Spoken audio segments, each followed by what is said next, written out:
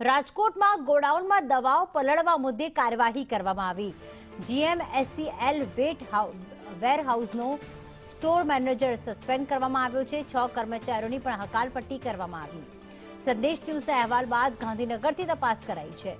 તપાસના મહિના બાદ આરોગ્ય વિભાગે કાર્યવાહી કરી અને સરકારી ગોડાઉનમાં વરસાદી પાણીમાં જે દવાઓ જે છે તે પલળી ગઈ હતી।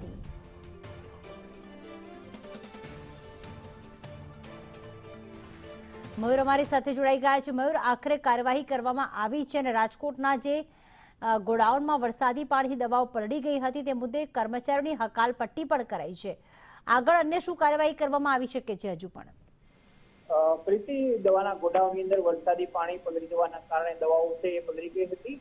આ મામલે બેદરકારીને લઈને ઇન્ચાર્જ સ્ટોર અધિકારી છે કોન્ટ્રાક્ટ બેઝ તેને સસ્પેન્ડ કરી દેવામાં આવ્યો છે। આ ઉપરાંત 6 જેટલા કર્મચારીઓ છે એમની પણ બેદરકારી સામે આવી છે અને તમામ છે એમને પાણી આપી દેવામાં આવ્યું છે। ઉલ્લેખનીય છે કે સંદેશનું જે આ મામલે રિયાલિટી ચેક કર્યું હતું ને એની અંદર આખી વિગતો સામે આવી હતી। વરસાદી પાણીની અંદર સેંકડો પ્રમાણની અંદર દવાઓ છે એ પલળી ગઈ હતી। એટલું જ નહીં પરંતુ સિવિલ હોસ્પિટલ છે એની અંદર પણ દવાનો જથ્થો ખૂટી ગયો હતો। આખા મામલાને લઈને ગાંધીનગરથી તપાસ ટીમ કરવામાં આવી હતી અને 1 મહિના બાદ આખો રિપોર્ટ છે તે સામે આવ્યો છે। બિલકુલ, આભાર તમામ વિગતો માટે।